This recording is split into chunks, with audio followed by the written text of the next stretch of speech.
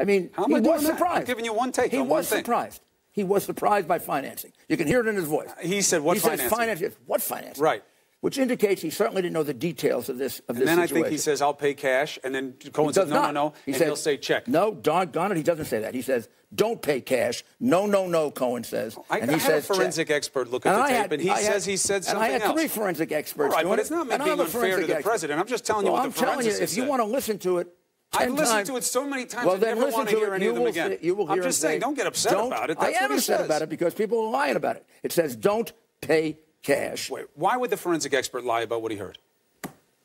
I'm just saying, be open to the possibility you're wrong. I am not wrong. I heard it myself. Well, you could be wrong, Rudy. I'm not wrong. I heard it myself. It's so unclear on the tape. No, it's not. Not if you used to listen to thousands and thousands of hours of tape and dealing with inaudibles like I am and knowing how to enhance them yourself, which I know how to do. Be that as it may, the man is a liar, a proven liar. There's no way you're going to bring down the President of the United States on the testimony uncorroborated of a proven liar. And I guarantee you, this guy is a proven liar. I hear what you're saying. A year ago, when I wasn't his lawyer, people in your profession told me, this guy will flip because he is an inherent pathological liar. Well, look, we only know what you show. We'll see what proof there is. If he's a liar, I'm not worried about it at all. But I'm saying credibility is a problem for the president, too. That's not me being unfair. It's me being objective. But the president's credibility is not at issue. Why not? Because the president, people are says he didn't know about the meeting. Maybe he did. You got to make a case against him first. You haven't made a case against him. But that is going to be proof no, it's of not. part It's of a case. It's not a case when a liar says something. This guy's testimony will be worth nothing. Well, hold on a second. If the president knew about that meeting at Trump Tower in advance, if he did, it matters, Rudy. It does. It does, but it's not a smoking gun. It matters. Well, that's not the bar. But in any event, it's proof. And it's also proof that he's been lying to the American people. He didn't know about it. I know that. I've been over this in great detail. I've talked to the corroborating witnesses. This guy is walking into a trap. But you've talked to the other people that were in the room? Yes, I did. A month ago, 2 months ago. And you know what they say the president was told and not told by his son? I know what they say, yes. All right, fine. Then I accept your word at that. We'll see what you can do to prove it. And I know that he's walking into a situation in which there will be no corroboration. Gosh almighty, why didn't he tape it? He taped everything else. He's got 100 tapes. Why didn't he tape that? Maybe he did. Maybe he's got a tape of that he erased. Did you ever think of that? No. You don't think he would erase the tape?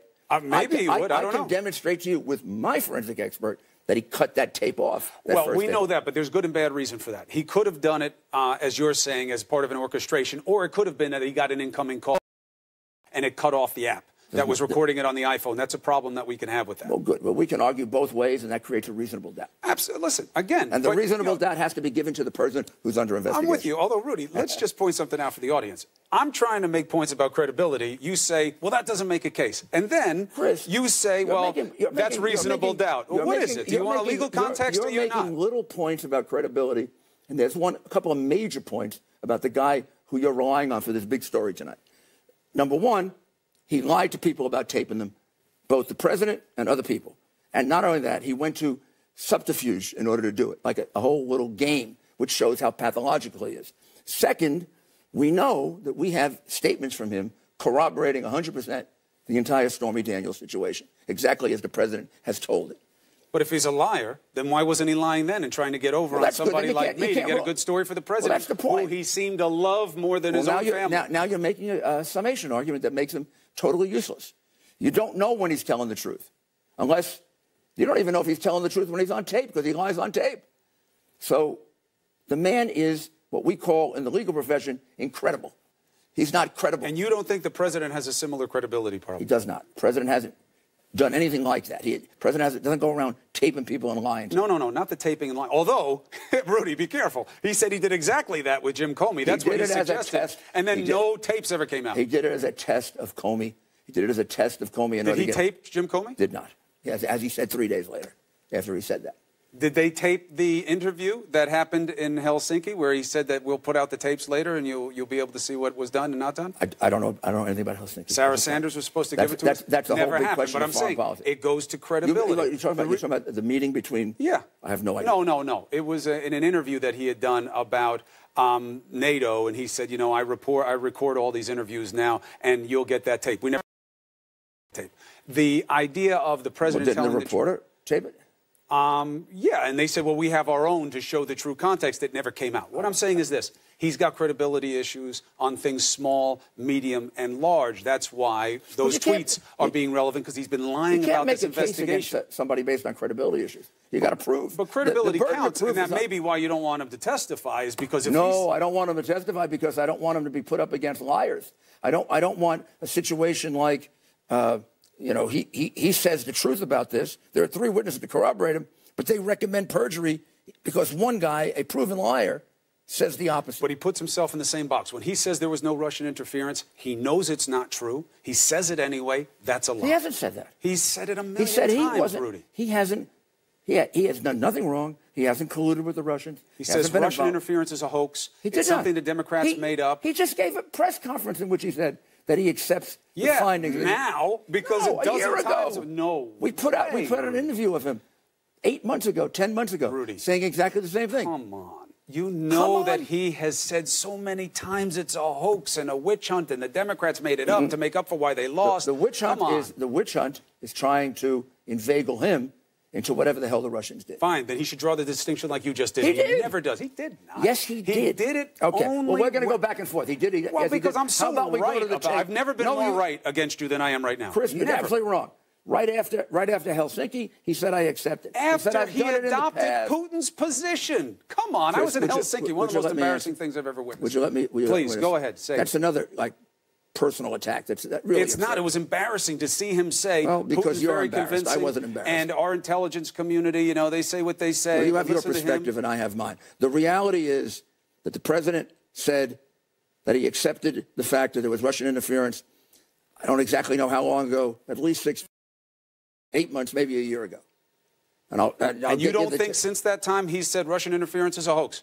I will send you a list of stuff that will crash your phone. What he is saying is that the attempt to inveigle him. I get it. With all this craziness, $20 million worth of investigations, all this obstruction nonsense that only comes out of the fact that you have this investigation that started with Peter Strzok running it for 8 months. That is a hoax. He's right. Well, first of all, we do not know that he is right about it being a hoax. It's certainly a legitimate investigation. No, Pompeo says it. Coates says it. Members of Congress say it. It's a legitimate investigation of the Russians. It is hardly a legitimate investigation of him. This is a political investigation started by the people who helped Hillary out of her jam. All those people put on the case. Republicans. Not Republicans. Peter Strzok. Comey, Mueller, Rosenstein. Oh, yeah, there's some Republicans. Well, they're either Republicans or they're not. Well, Mueller hires all Democrats, including Democratic hire all Democrats. Activists. It was about 50-50. No Republicans? Not a single Republican? He does have he has Republicans on not his staff. Not that I know. It's certainly not a Republican that are engaged, like Weissman was engaged, like Jim Quarles was engaged, donating a lot of money to the Democrats. Mueller himself is a lifelong rock-ribbed Republican, and you know that.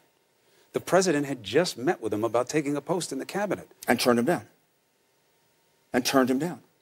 But why did he meet with him? He begins with a conflict. But why did he meet with him? Well, he didn't know who Mueller was. Mueller was a guy. He didn't know who he was. He met with him to be the head of the FBI. Come on, what I mean is he didn't know all the bad things about Mueller. He knew that Mueller was a former FBI guy. He needed an FBI guy. He interviewed him, and on the spot he decided he's not the right guy. Here's what I don't get. Don't return him into the job. And then that guy becomes you select that guy as the special prosecutor when he's just been turned down for a job? Rosenstein did. The guy that administration picked. They picked Rosenstein. I think it was a very serious mistake of judgment. Right, but it's not. But this conspiracy theory that they're all out to get the president and part of some angry men cabal, it just doesn't make any sense. No, they are out to get him. They are out to get him. They are contorting evidence in order to get him. They are putting undue pressure on people in order to get him. They're putting Manafort in solitary confinement, which sounds more like Russia than the U.S., in order to get him to break. And maybe they've succeeded in cracking this guy and getting him to lie. I don't know. I'm not sure of that. I shouldn't say it. Then don't say it. He has. Michael has disappointed me so much that I can't believe it. When I saw that he taped the president, I listened to the other tapes, some of which you haven't heard, and the way in which he deceives people, there's no way this guy survives, like even a motion to dismiss anything that happened.